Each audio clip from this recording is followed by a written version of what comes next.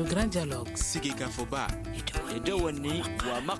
Le grand dialogue de l'émission de débat du studio Tamani sur votre radio. Chenni Beri. Halud Maundi. Chenni Beri. Sigeka Foba. Le grand dialogue. Rentrée scolaire d'octobre 2018, quelles sont les dispositions prises pour garantir l'accès des enfants à l'école? C'est le thème du grand dialogue d'aujourd'hui. Alors que la rentrée scolaire est prévue dans quelques jours, 750 écoles restent fermées au nord et au centre du pays. Environ 2 millions d'enfants sont privés d'éducation. Néanmoins, les autorités scolaires rassurent que les dispositions sont en cours pour la réouverture de ces écoles. À quoi faut-il s'attendre face à cette situation? Que faut-il faire pour que l'éducation qui est un droit pour l'enfant au Mali soit une réalité? Alors pour en débattre, nous avons fait appel à Djoukamadi Sissoko. Bonsoir. Bonsoir. Djoukamadi est membre de la Fédération des associations de parents d'élèves et d'étudiants au Mali. Amadou Koulibaly, bonsoir. Bonsoir. Amadou Koulibaly est le secrétaire général du syndicat national de l'éducation de base SINEB et M. Amadou Degeni est au téléphone. Il est le directeur de l'enseignement de l'Académie d'enseignement de Mopti. Bonsoir. Oui, bonsoir. Je suis Aliou Sidibé à la présentation de ce grand dialogue réalisé en partenariat avec le programme d'engagement civique PEC financé par l'USAID. Le grand dialogue.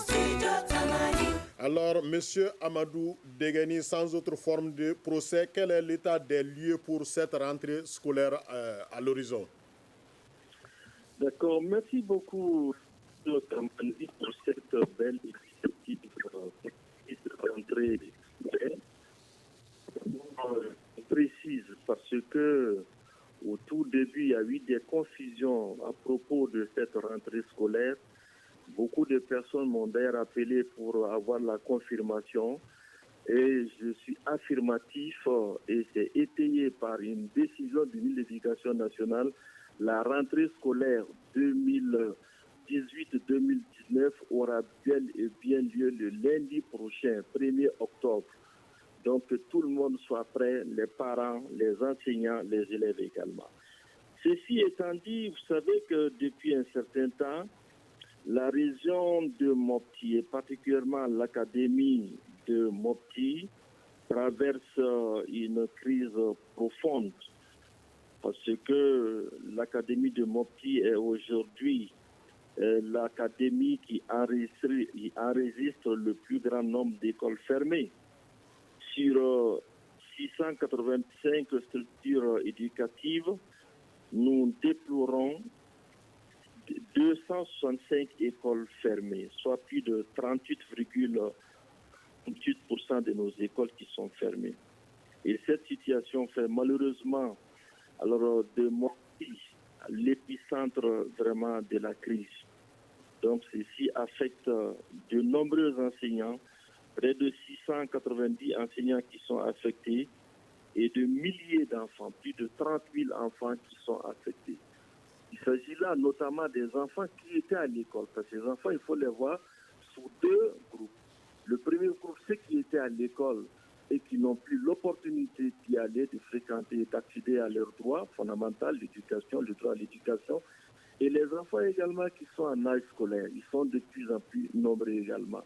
Parce que dans la région de Mopti, certaines écoles sont formées depuis 2013, 2014, 2015 et la série ne fait que se prolonger. Si bien que c'est vraiment une préoccupation aujourd'hui, centre de toutes les préoccupations et surtout à la veille de cette rentrée scolaire, donc des dispositions ont vraiment été prises pour la réouverture de ces écoles fermées. Si on réussit à ouvrir ces 265 écoles fermées, tant mieux. Mais je dis que face à cette situation, il faut quand même agir parce que avec notre sécurité, un danger. Est-ce que nous ne serons pas nous-mêmes en train de préparer un terreau fertile pour ces radicaux qui vont vraiment continuer d'écumer la région? Et dans la région de Mopti, il y a deux académies dans la région de Mopti. l'académie d'enseignement de Mopti et l'académie d'enseignement de Douaza. Donc en total, écoles fermées, nous avons près de 480 écoles fermées.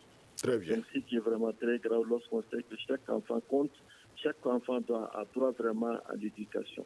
C'est vraiment triste, c'est pourquoi il nous faut vraiment travailler en synergie, il nous faut vraiment nous lever vite et même très vite. Ok, donc nous allons suivre ensemble ce papier que le studio Tamani a bien voulu, l'enquête que le studio Tamani a menée à propos de la situation de l'école ensemble. Selon les responsables scolaires, les régions de Mopti et Kidal enregistrent le taux le plus élevé des écoles fermées. À Mopti, sur les 685 écoles de l'académie d'enseignement de la ville, environ 265 étaient fermées au cours de l'année académique 2017-2018, soit un taux de 39%. Selon le directeur de l'académie régionale, environ 121 écoles sont susceptibles d'être réouvertes. Dans le cercle de Yuwaru, 58 écoles étaient fermées l'année dernière. À cela s'ajoutent aussi les infrastructures et équipements incendiés par les hommes armés. Toujours dans la région de Mopti, plus de 100 écoles sont fermées dans le cercle de Douanza. Selon le directeur du CAP, seules 11 écoles dans la commune de Hombori et 14 autres dans la commune de Koubel-Koundia pourront reprendre les activités scolaires cette année. Vers le nord du pays, dans la région de Tombouctou, le Cap de Niafenke compte 34 écoles fermées à ce jour. À Kidal, sur les 71 écoles que compte la région, seule une était ouverte l'an passé. En plus de l'insécurité, les fortes pluies diluviennes ont causé d'énormes dégâts dans plusieurs endroits du pays, notamment l'effondrement de beaucoup d'habitations au nord. La majorité des sinistrés occupent actuellement les écoles comme refuge. Néanmoins, à moins de quelques jours de la rentrée scolaire, les autorités scolaires rassurent que des dispositions ont été prises pour la réinstallation de ces sinistrés. Selon le directeur de l'académie d'enseignement de Mopti, le gouvernement a renforcé la sécurité dans les zones de conflit en installant près de 12 nouveaux postes de sécurité dans le centre du pays. On a demandé également à tous les enseignants de rejoindre les postes, a-t-il ajouté. Alors, Amadou Koulibaly, donc vos militants sont quand même sur le terrain. Est-ce que ce constat est conforme au vôtre là, le constat du SNEP? Tout à fait. Comme le directeur de l'académie d'enseignement de Mopti vient de le dire, à la personne de Amadou Dekeni, nous-mêmes, quand à la veille même des examens de l'année scolaire passée, nous avons fait notre tournée au niveau de l'intérieur, en passant par Mopti, Tombouctou et Gao. Effectivement, nous avons fait le constat de Mopti à Kona, de Kona à Koreazé, Hombori, Douanza, Yuwaru. Donc nous avons fait le constat. Et en ce moment, l'école n'était pas fermée. Mais nous avons fait le constat que beaucoup d'écoles sont fermées à cause de ce problème d'insécurité. Donc c'est une réalité qui existe au niveau du centre et au niveau du nord des régions du Mali. C'est une réalité. Très bien. Alors, Djoukamadi Sissoko, vous, en tant que fédération de parents d'élèves et d'étudiants, quelle est votre réaction face à cette situation? Bon, d'abord, je voudrais dire d'abord bonjour à nos auditeurs et au nom de la Fédération nationale des parents d'élèves et étudiants du Mali, de vous remercier pour votre brillante participation à l'éducation de l'école malienne. On ne saura jamais vous remercier davantage. Donc, la situation pour moi, je crois que Dekeni l'a prescrit et Amadou également vient de faire sommairement le récapitulatif. Nous, les parents d'élèves, nous sommes encore de plus en plus inquiets parce que vraiment, nous ne savons même plus qui croire maintenant. Donc maintenant, il faut vraiment croiser les doigts parce que l'état des lieux est catastrophique. Parce que si ce n'est pas l'insécurité, ce sont les inondations ou bien je ne sais quoi encore qui mettent nos enfants dans la rue, qui fait occuper maintenant même les salles de classe par les populations. Maintenant, en fait, quel remède faut-il maintenant qu'on adopte ensemble? On va en revenir. Voilà. Merci. Ok. Alors, Amadou Dekeni, donc dans ces conditions, est-ce qu'on peut dire que l'éducation pour tous est un droit réel pour les enfants au Mali? Oui, l'éducation est un droit conformément au texte, réellement, conformément aux lois de la République. Oui, c'est notre combat, c'est notre mission. Maintenant, il y a certaines causes. Il y a des causes conjoncturelles, il y a des causes structurelles également. Et ce que je veux dire, c'est que la situation est très grave. Mais la solution ne viendra pas d'elle-même. Ça, il ne faudrait pas qu'on ne se voile pas la face. Il faudrait que chacun vraiment s'assume. Parce que la fermeture de l'école, là, c'est vrai, il y a des causes conjoncturelles, c'est sous-tendu par des causes conjoncturelles, je le disais tantôt, avec les conflits, l'insécurité. Mais ce qu'on a également constaté sur le terrain, c'est que souvent, nous jouons nous-mêmes à nous faire peur. C'est vrai que le risque zéro n'existe nulle part. Mais souvent, il suffit qu'on entende que les radicaux ont passé par là sans jamais faire atteinte à quelqu'un, à l'intégrité physique de quelqu'un, on plie bagage, on rentre. Non. Moi, j'ai dit qu'il nous faut vraiment nous assumer. Et la fermeture des écoles n'est qu'une question, c'est surtout la problématique des enseignants. C'est le départ des enseignants qui a entraîné la fermeture. Ils diront oui, il y a certes insécurité, mais partout ce n'est pas à cause de l'insécurité. C'est-à-dire qu'on a supposé qu'aujourd'hui beaucoup profitent même de cette situation. Il y en a qui travaillent dans des ONG, il y en a qui font le commerce et ils ne souhaiteraient jamais cela que les écoles d'air ouvrent.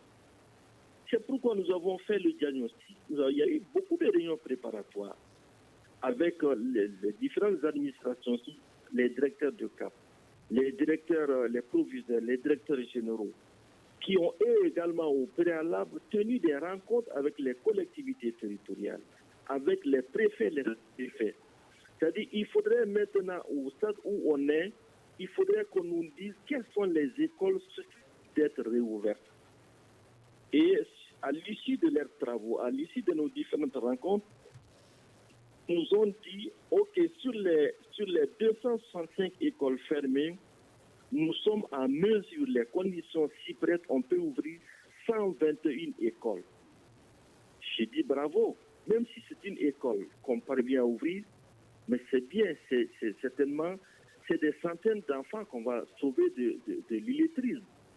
L'idéal, c'est de rouvrir les 265 écoles, mais faute d'avoir, pour le 1er octobre, si on parvenait à ouvrir 121 écoles, je crois que le reste là, cet exemple-là va faire tache d'huile.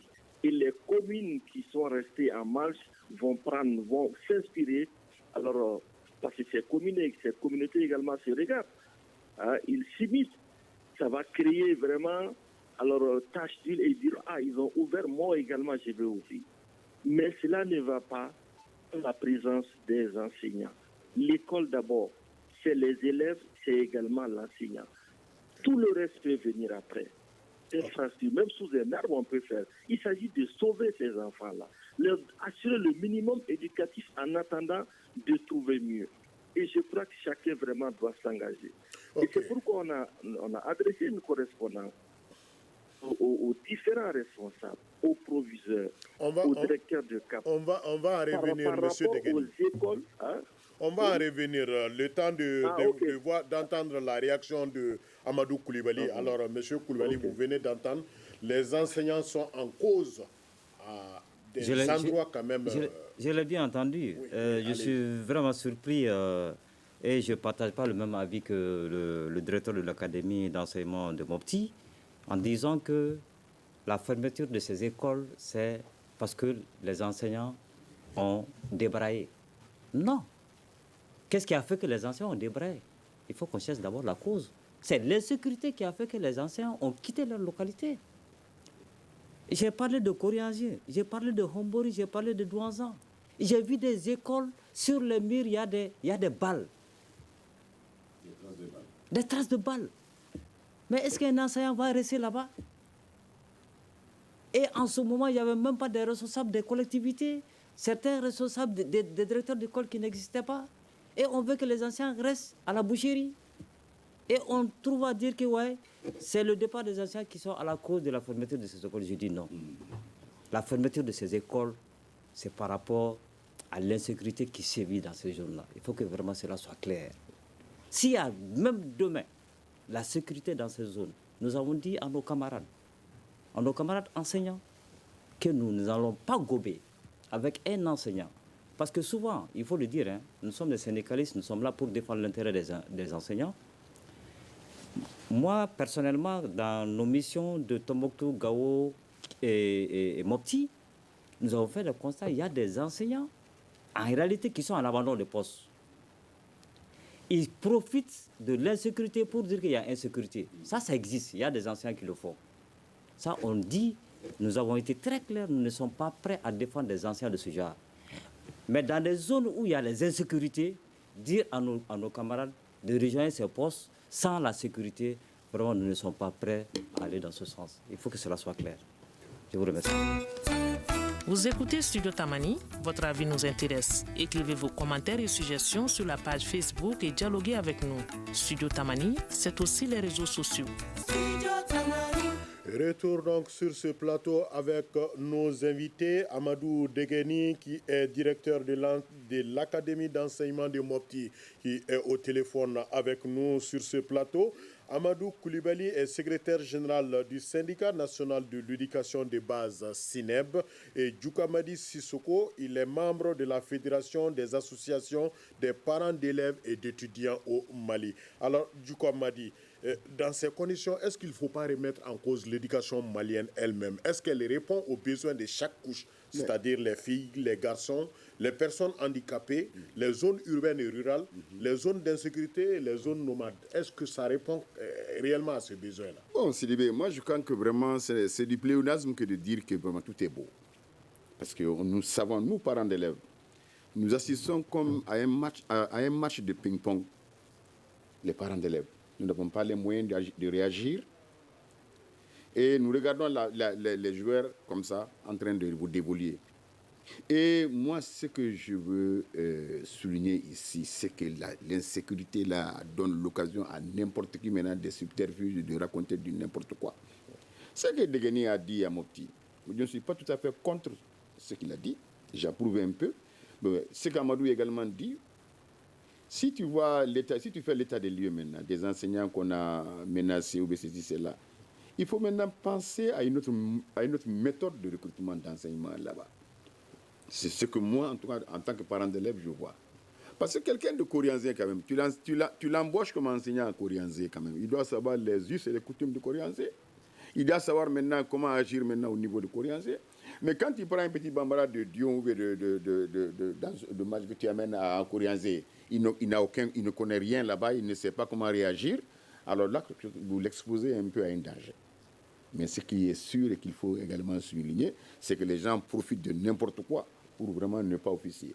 Parce qu'il y a souvent, il y a un moment, on a vu ici qu'on avait accordé des primes à des enseignants, mais qui non seulement ont pris ces primes-là, et ont refusé d'aller dans le Nord aussi. Ça veut dire quoi? Ça veut dire que bon, nous jouons à nous faire peur nous-mêmes, ça c'est d'un côté, et de deux côtés, maintenant, nous ne sommes pas honnêtes et francs avec ce que nous faisons, ce que nous pensons de l'école.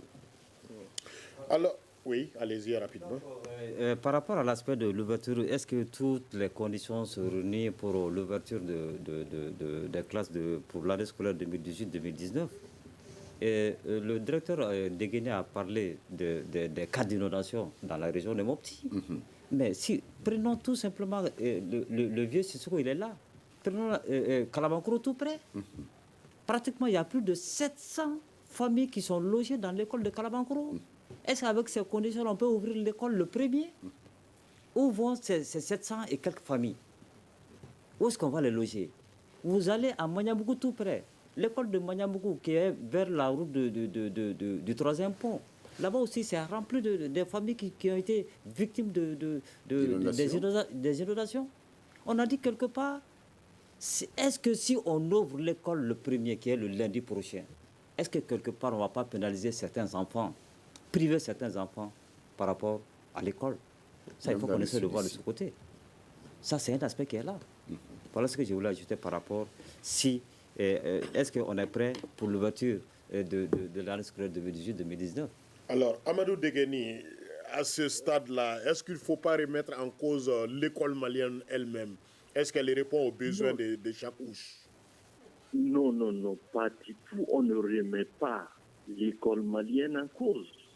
L'école malienne, de par le passé, a produit les meilleurs cadres. Ce qu'il faut seulement, il y a des opérations certes à faire. C'est-à-dire par rapport à Amadou que je connais, que je salue également, je l'ai rencontré dans mon bureau ici, on a beaucoup échangé, j'ai senti son engagement. Il n'est pas prêt à cautionner des anciens qui refusent d'aller. Nous, on n'a jamais dit autoflagellation. Hein. Non, non, non.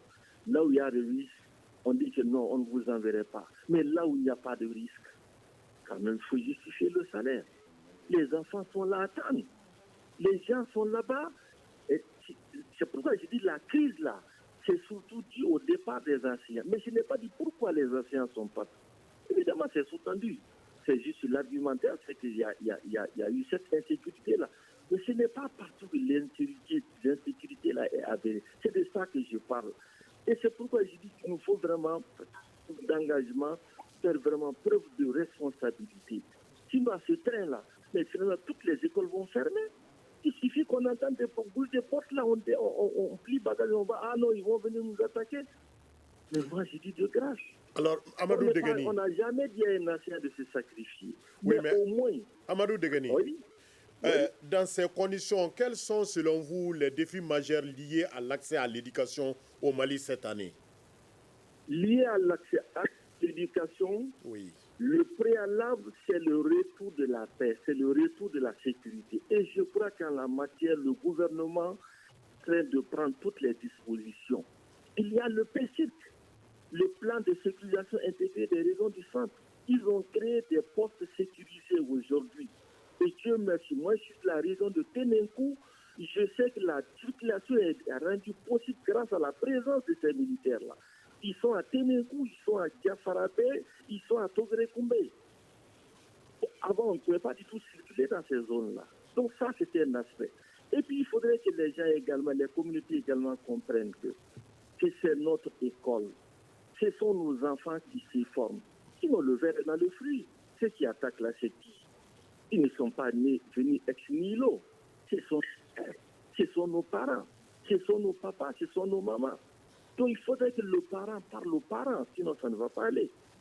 Et également à ces enseignants-là, je dis qu'on a identifié les communautés elles-mêmes. On dit, ok, on peut ouvrir. Et je dis à ces communautés, vraiment, engagez-vous à assurer la sécurité de ces enseignants-là. Ce sont vos frères, lorsqu'ils vont dans ces milieux, ils ne connaissent personne. C'est vous les logés, c'est vous le parent.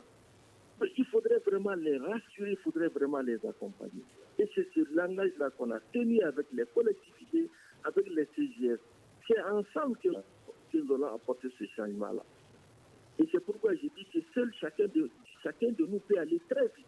Mais c'est ensemble que nous pouvons aller plus loin. Donc il faudrait vraiment qu'on soit regardant. C'est pourquoi j'ai parlé de responsabilité. Il faudrait que, là où il n'y a pas de risque, mais de grâce qu'on aille. Nous, c'est devoir de génération oblige là. Nous, on a eu cette formation aujourd'hui pour notre salaire. Mais ces enfants-là, qui sont l'espoir de demain, mais quel avenir nous les réservons? Il n'y a pas de risque. Le risque zéro n'existe nulle part. Hein. On a attaqué la plateforme du G5 Sahel. Inimaginable. Bamako a été attaqué. Mais personne, moi, je ne suis pas en sécurité ici.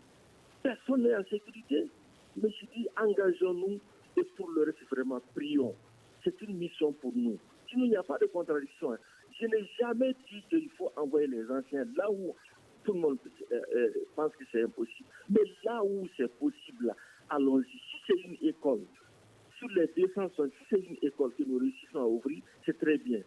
Et c'est pourquoi je dis que ça va faire tâche d'huile. Et ils ont ciblé 121 écoles qu'on va ouvrir le 1er octobre. Et là, les gens sont prêts. Inondation, heureusement pour nous, dans l'académie de Mopti ici, il n'y a pas d'inondation pour cause d'occupation de ces sites-là. C'est à cause de ce conflit. Certaines communautés s'étaient déplacées pour rejoindre des zones beaucoup plus sécurisées, des conflits intercommunautaires. C'était le cas à Dia, par exemple, où 252 habitants d'un autre village s'étaient déplacés. Aujourd'hui, ils ont quitté. Depuis hier, le village, ils ont retrouvé des logements pour eux, ils ont quitté. À Diafarabé, il n'en existe pas. À Sofara, il y a 9 écoles qui sont occupées, toutes les décisions sont en train d'être prises aujourd'hui. À Djéné, il y a 3 écoles, 3 salles de classe. J'allais dire, c'est des salles de classe, je m'inscris en salle de classe. On est en train de les libérer, mais il faudrait qu'on comprenne que c'est ensemble qu'on va faire. Et les collectivités également. On a souvent vu même de certaines collectivités qui contribuent à faire peur à ces anciens. Nous ne faut pas partir, sinon on va venir nous attaquer. Non, j'ai dit non. Cet enseignant-là, il est venu vous appuyer, c'est pour former vos enfants. Au lieu de les sécuriser, non, ils font partie. On a souvent vu des cas où les anciens étaient prêts, mais ce sont les communautés elles-mêmes qui ont joué à leur faire peur. Allez-y, sinon ils vont venir vous attaquer. Sinon, en vous attaquant, ils vont venir nous attaquer également. On ne va jamais nous le pardonner. Mais moi, je dis qu'il faut faire le sacrifice. Il y a un sacrifice à faire. Hein. Il y a quelque chose vraiment à consentir. Surtout que nous sommes aujourd'hui là, les régions du centre, notamment Mopti, est le centre aujourd'hui de toutes les préoccupations. Okay. Je ne dévoilerai pas un secret lorsque je dis que le Premier ministre en personne va venir lancer l'année scolaire à Mopti. Le ministre de l'Éducation également sera là. C'est par rapport à toute l'importance, ils se soucient eux. Mais pourquoi pas nos parents également, nous enseignants? Il faudrait qu'on accompagne cette jeunesse-là. Le recrutement, il l'a dit. C'est pourquoi le mode de recrutement des enseignants. Donc tu t'engages, on va te recruter, c'est pour rester dans le concours qui vient d'être fait. C'est des gens qui recrutent pour ces localités-là. Tu t'engages, voilà, tu fais le concours, c'est pour rester à Mopti ici. C'est ce qui est dans le papier et tu as fait le concours pour ça. Et tu vas rester. Okay. C'est des actions comme ça. Sinon, avant, on prenait, on les mettait comme ça, on envoyait tout le monde, on dit que okay, c'est le même Mali, mais il y a des engagements à faire. Okay. Et nous nous sommes dit qu'on a encore vraiment beaucoup d'opportunités. Il y a les cantines, par exemple. Et c'est ce que moi, je déplore un peu cette année. Avec l'insécurité, il y a beaucoup de zones qui n'ont pas pu, les paysans n'ont pas pu labourer. Donc, nous allons vers des moments de disette. Et dans l'académie de Mopti, nous n'avons que 28 cantines CRS. Alors, tout le monde sait le rôle combien important joué par les cantines scolaires dans l'accès et dans le maintien des enfants à l'école. Okay. Donc, il faut vraiment renforcer ces cantines. Merci, Amadou Et ça va contribuer à améliorer la scolarisation. Oui. Alors, Amadou Coulibaly, par rapport aux défis majeurs qui se posent à l'accès à l'éducation, avez-vous quelque chose à ajouter? Bon, je rejoins Dekini, mais seulement là où le problème se pose, c'est tout simplement par rapport à la gestion de ces anciens. Je le dis, je le répète, et je le confirme. Je dis, nous, en tant que syndicalistes, nous ne sommes pas prêts à cautionner des anciens qui profitent de l'insécurité pour faire des abandons de postes. Il vient de le dire, le Premier ministre doit aller pour le lancement. Le ministre de l'Éducation doit aller pour le lancement. Et si le ministre se faisait accompagner par des responsables nationaux au niveau de ces localités, moi je crois qu'on allait trouver des solutions par rapport à ces problèmes. Il faut que cela soit clair. Hein. En tout cas, nous sommes prêts par rapport à l'ouverture. C'est une très bonne chose ce que le directeur vient de dire. Si on arrive à ouvrir 121 écoles pour l'année scolaire 2018-2019, là, nous, on se réjouit par rapport à ça. Et si réellement il y a la sécurité dans ces zones, il n'y a aucun problème. Nous, nos anciens vont partir. Ça, c'est clair et net. Et il a dit, dans son bureau, j'ai été très clair avec le directeur de l'académie, par rapport au mauvais comportement des enseignants, nous, en tant que syndicat, nous ne sommes pas prêts à cautionner cela. Ça, il faut que cela soit clair. Mais est-ce que vous avez eu à identifier précisément des endroits, des zones rouges, comme on peut le dire, où vos enseignants ne vont pas partir? J'ai parlé de Korianji, j'ai parlé de Hombori, j'ai parlé il y a Boni. Quand tu vas un peu plus loin, là où nous-mêmes on a été attaqués. Alors, Amadou Dekini, est-ce que ces zones que Amadou Coulibaly vient de citer, est-ce que ça fait partie des zones de redéploiement de ces enseignants-là cette année? Oui, monsieur le journaliste, vous savez, il a parlé de Korianji. Oui, Korianji est un moment fermé, mais les communautés qui sont engagés à rouvrir Korianji. Korianji va ouvrir cette année. Bien sûr, cette année, 1er octobre, Korianji va ouvrir. Sendege va ouvrir. Mais il y a beaucoup de Dialoubé va ouvrir. Le syndicat n'est pas prêt à cautionner les enseignants qui vont dans ces zones. Non, attendez. Ce qu'il faut comprendre, c'est que dans ces zones aujourd'hui, dans ces zones que je viens de citer, à Korianji, à Sendege, il y a des bases militaires là-bas. Les FDS sont là-bas, les forces de défense et de sécurité. Ils sont là-bas pour veiller sur notre sécurité. Moi, je crois que tout est en train d'être développé afin qu'à leur côté, que nous pouvons. Et puis l'école peut être une porte d'entrée d'ailleurs. Parce que c'est à l'école que tout le monde se retrouve. Qu'est-ce qu'il soit djihadiste, qu'il soit intégré, qu'il soit quoi, radicaux. Mais tu as ton enfant tout comme l'autre là. Ces enfants vont s'aimer. C'est comme l'ordre constitutionnel de l'UNESCO. C'est dans la tête des hommes que naissent les conflits. Et c'est dans l'esprit des gens également qu'il faut détruire, élever les défenses de la paix. Moi, je crois que c'est un lieu de brassage. Sinon, ces localités-là vont oublier. Et aujourd'hui, au niveau de Mopti, tout le monde s'active. Demain, nous avons une grande rencontre, un grand forum sur convocation du gouverneur de la région de Mopti, que je salue au passage. Donc, à cette rencontre, il y aura tous les préfets de la région, tous les DCAP de la région, les DAE de la région, tous les maires. Ils seront tous là pour parler d'école. Il nous faut vraiment nous assumer au point où nous sommes. Là où il y a sécurité, il faudrait que les gens partent. Il s'agit de ça. Et les gens en partant, sachez qu'ils sont sous votre responsabilité, vous, communauté. Vous devez vraiment prendre soin d'eux. Là où c'est impossible, on va attendre lorsque la situation va s'y prêter. Et je dis que 121, ce n'est qu'un départ, ça c'est le 1er octobre. Ce n'est qu'un départ, mais on va évaluer. Ok, merci Donc, beaucoup. Le 1er octobre, et peut par la suite, d'autres également, dans la foulée, beaucoup d'autres écoles vont ouvrir. Parce qu'il y a une certaine rivalité, émulation entre ces communautés-là, ces collectivités. Une réaction, un avis, Un commentaire. réagissez sur la page Facebook de Studio Tamani et restez connectés avec nous. Studio Tamani sur les réseaux sociaux pour vous faire entendre. Rentrée scolaire d'octobre 2018, quelles sont les dispositions prises pour garantir l'accès des enfants à l'école? Pour ce grand dialogue en partenariat avec le programme d'engagement civique, nous avons invité Doukamadi Sissoko. Il est membre de la Fédération des associations des parents d'élèves et d'étudiants au Mali. Amadou Koulibaly est secrétaire général du syndicat de l'éducation de base SINEB. Amadou Degeni est directeur de l'académie d'enseignement de Mopti. Lui, il est au téléphone avec nous. Alors, Doukamadi, les responsables scolaires demandent aux enseignants un abandon de leur poste à cause de l'insécurité d'y retourner avant la reprise des classes. Les autorités scolaires se veulent rassurantes. Alors, selon vous, quelles sont les chances pour que cette assurance porte son fruit? Bon, moi, pour un départ, déjà, je félicite Degeni pour son optimisme. Et puis, je crois que vraiment, il me regardait un peu. Et j'ose croire que l'État vraiment mettra les moyens, enfin, à partir de ces élections-là, pour sécuriser mieux le centre. Parce que vous savez, c'est un peu utopique. Tout ce qui se passe là, c'est un peu utopique pour nous, parce qu'on ne comprend pas. Il y a des bases au niveau de ces régions-là. Et est-ce que c'est un manque d'éléments qui fait ça, ou bien qu'est-ce qui se passe?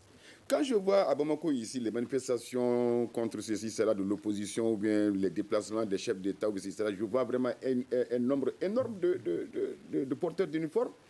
Et là où encore le bas blesse encore, c'est dans le centre et dans le nord, et il n'y a pas assez d'éléments. Moi, je voudrais vraiment ne pas croire de cela. Et je pourrais, avec l'avènement du nouveau Premier ministre qui a vraiment des idées magistral, j'espère qu'il aura au moins l'occasion, sinon l'opportunité, vraiment de mieux doter le centre de ce pays-là. Et puis maintenant, il faudra maintenant donner plus ample position de confortabilité aux parents d'élèves pour qu'on explique mieux. Parce que j'ai l'impression que le ministère de l'Éducation nationale, qui est d'ailleurs aujourd'hui regroupe l'enseignement supérieur et l'enseignement fondamental, l'enseignement de base, il est temps maintenant que l'éducation s'intéresse aux parents d'élèves.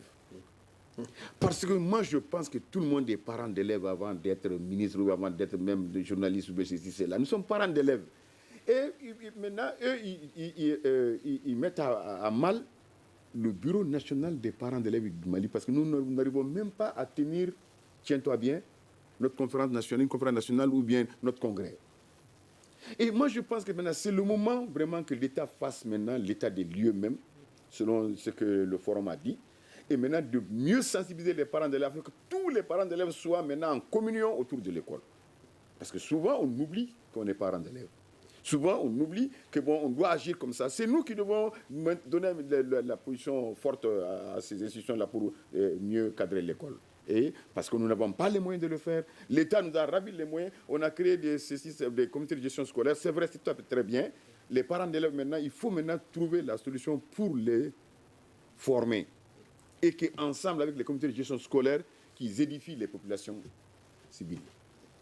Mais est-ce que vous êtes au même niveau d'information que ces autorités scolaires là, à propos des préparatifs de la rentrée scolaire? Mais souvent, ils font fi, ils ne nous adressent pas. La semaine dernière, nous avons eu une rencontre avec le ministre. Malheureusement, le ministre n'était même pas là-bas, mais il a promis de nous rencontrer. Et nous, on tient à le rencontrer pour qu'on puisse vraiment faire l'état des lieux au niveau des parents d'élèves. Mais la rentrée du 1er prochain... Pour le moment, on ne nous a pas adressé quoi que ce soit, mais nous allons nous impliquer. Même si on ne nous appelle pas, on va aller. Comme d'habitude. Très bien. Alors, Amadou Koulibaly, oui, allez-y. Moi, c'est pour rassurer le directeur Degeni par rapport à l'ouverture 2018-2019 que nous, les enseignants, nous sommes prêts. C'est-à-dire vraiment, je suis très ravi en nous rassurant qu'il y aura 121 écoles qui seront réouvertes. Ça, c'est une très bonne chose. Je crois que si Degeni se rappelle dans son bureau, comme il a eu à le rappeler ici, j'ai été très clair, j'ai dit, là où il y a les zones d'insécurité et qu'il y avait des enseignants là-bas, j'ai dit, faites en sorte que ces enseignants qui sont dans ces localités d'insécurité, de les ramener là où il y a la sécurité. Il se peut que là où il y a la sécurité, il y a même des manques d'enseignants là-bas. Pour combler ce trou, en attendant qu'on puisse résoudre d'abord là où il y a le problème d'insécurité. Il a parlé du recrutement des enseignants. Si ce n'est pas cette année, dans ce pays, depuis que le recrutement des enseignants a commencé à la fonction publique de collectivité territoriale, nullement il n'est dit qu'on a recruté pour servir dans telle localité. Non. C'est cette année que le gouvernement a décentralisé sous la demande du syndicat il y a 3 ans de cela. Nous avons demandé de décentraliser, c'est-à-dire le recrutement, pour dire que Amadou Koulibaly, si tu es recruté désormais dans la région de Mopti, tu resteras dans la région de Mopti et tu n'as pas droit à la mutation, pas plus que 3 ans. Il faut avoir plus de 3 ans pour prétendre à la mutation. Et je crois qu'avec la décentralisation du recrutement maintenant des enseignants, les choses seront très claires. Oui. Sinon, auparavant, ce n'était pas décentralisé. Voilà pourquoi nous avons demandé la décentralisation du recrutement des fonctionnaires de collectivités territoriales. Donc, moi, je crois qu'avec ça, avec ce problème d'insécurité, quelqu'un qui est de Mopti, qui est de Kouriangé, il a fait l'EFM, il peut se faire recruter à Mopti, il est autochtone de Kouriangé, il peut aller enseigner à Kouriangé. Et maintenant, il s'entend très bien avec la population. Et là, voilà des situations, depuis que le problème d'insécurité a commencé en 2012, voilà ce que nous, on avait proposé au gouvernement malien. Et Dieu merci, aujourd'hui, on a décentralisé cette année le recrutement. Et moi, je crois qu'avec ça, ça peut un peu diminuer les risques par rapport aux problèmes d'insécurité et autres. Parce qu'en tant qu'autochtone même de la ville, toi, tu es là-bas en tant qu'enseignant, je crois que ça peut diminuer les risques. Donc nous sommes déjà de plein pied dans les pistes de solutions. Est-ce qu'au-delà de cette décentralisation de recrutement, vous voyez d'autres pistes de solutions? Oui, d'autres pistes de solutions. Je crois que le Degeni a parlé des camps qui se trouvent dans certaines localités qu'il a eu à citer. Oui, moi j'ai vu ces camps.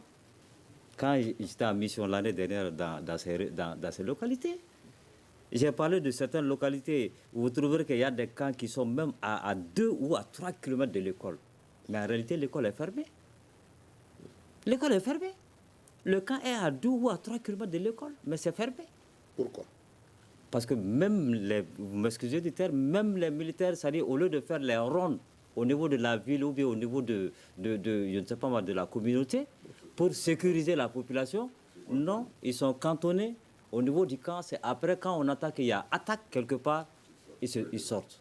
C'est là où le problème se pose. Il faut que l'armée joue pleinement son rôle et en jouant pleinement son rôle, en faisant des rondes sur le territoire, je crois qu'on peut trouver une solution par rapport à ce problème d'insécurité. Alors, Amadou Degeni, quelles sont les dispositions prises pour garantir l'accès des enfants à l'école pour la rentrée scolaire d'octobre 2018, de façon pratique? D'accord. Ok, merci beaucoup. Je crois que je suis vraiment ravi, ravi. Et je crois que, entendant ça de la part des responsables syndicaux, me rassure. C'est-à-dire qu'il faut le dire, il ne faut pas se voiler la face. Nous avons eu une gestion souvent laxiste des enseignants. Sinon, comment comprendre qu'il y a un camp, toutes les conditions sont réunies, mais on peut toujours continuer à prétexter qu'il y a insécurité. Et il nous faut vraiment mettre fin à cela. Ça, c'est vraiment le départ. Il faut que là où il y a sécurité, que les enseignants retournent. Je ne dirais pas coûte que coûte, vaille que vaille, mais toutes les dispositions seront prises quand même pour leur retour dans ces postes-là. Et maintenant, les autres également qui officient dans des zones de sécurité, on l'a constaté, ils sont à Bamako, ils sont à Ségou, anciens enseignants dans ce privé-là. On va battre le rappel au retour. Il faut qu'ils reviennent au cap ici. Et le cap va les redéployer. On ne peut plus continuer à les payer doublement. Et dans ce pays, il y a trop de chômeurs quand même là. Ils prennent leur salaire ici, et puis de l'autre côté, ils vont travailler dans les journées, ils vont être utilisés par des privés. Ce n'est pas normal. Il faudrait vraiment qu'on mette fin à ça. Et c'est ce qu'ensemble, c'est pourquoi je vais vraiment compter sur les syndicats. Et c'est pourquoi je dis que c'est la fermeture des écoles, là, c'est la question enseignante surtout. Sinon, s'il y a même s'il n'y a pas de salle de classe, il y a que de classe là, avec ces années d'inoccupation là, beaucoup de salles ont été délabrées. Mais on ne peut pas d'ici l'ouverture dire comment réhabiliter toutes ces salles. Le premier, c'est pas possible. Maintenant, même s'il faut faire ça dans des abris provisoires, il faudrait qu'on aille à ça. Il faudrait qu'il y ait un déclic. C'est pourquoi nous, à l'académie, ici, on a fait avec l'UNICEF, avec l'appui de l'UNICEF, un plan de réouverture des écoles fermées dans la commune de Nema Badenya Kafo. Sans armes, à travers le dialogue social, on a pu rouvrir 17 écoles. Qu'est-ce qu'on a fait? Parce que les anciens disent nous craignons pour notre sécurité, on ne peut pas aller. Ok, donc c'est bon. Nous avons donc pris des ressortissants du milieu, qui évidemment avaient un certain niveau, et l'UNICEF nous a accompagnés pour leur donner des émoluments. Mais ils sont allés, ils ont réouvert 17 écoles. Et puis les anciens ont mis... Donc, en face, il n'y avait rien. Donc, on se faisait... Beaucoup ont demandé à retourner. Moi, je crois de telles initiatives. Et c'est pourquoi cela a même inscrit la coopération suisse également veut vraiment faire la même chose. Il y a beaucoup d'autres partenaires également qui veulent vraiment s'engager dans cette situation. Il y a également l'apport des sortants des IFM, les finalistes des IFM. Vous savez que si je prends le cas de TNC, si Ténéco a marché grâce aux sortants des IFM, sinon Ténéco, les écoles la totalité allait fermer parce que les anciens étaient partis. Ces anciens qui sont à la régie de leur parchemin, ils sont partis. Et Dieu merci, ils sont revenus sains et saufs. Ni blessés, rien là-dedans, même pas mot de tête. Donc je crois que nous avons au niveau de la région 283 stagiaires qui nous allons encore envoyer dans les écoles pour mieux étoffer le personnel enseignant. Okay. Mais il faudrait que les gens comprennent. D'accord. On ne doit jamais perdre de vue l'essentiel. Et l'essentiel, là, ce sont les enfants, là. Merci beaucoup, Amadou Dekeni. Merci, Amadou Dekeni. Vous êtes directeur de l'Académie d'enseignement de Mopti. Vous étiez au téléphone en direct dans ce grand dialogue. Amadou Koulibaly, merci. Vous êtes secrétaire général du syndicat national de l'éducation de base SINEB. Djoukamadi Sissoko, merci beaucoup. Vous êtes membre de la Fédération des associations des parents d'élèves et d'étudiants au Mali. Le thème de ce grand dialogue portait sur la rentrée scolaire d'octobre 2018.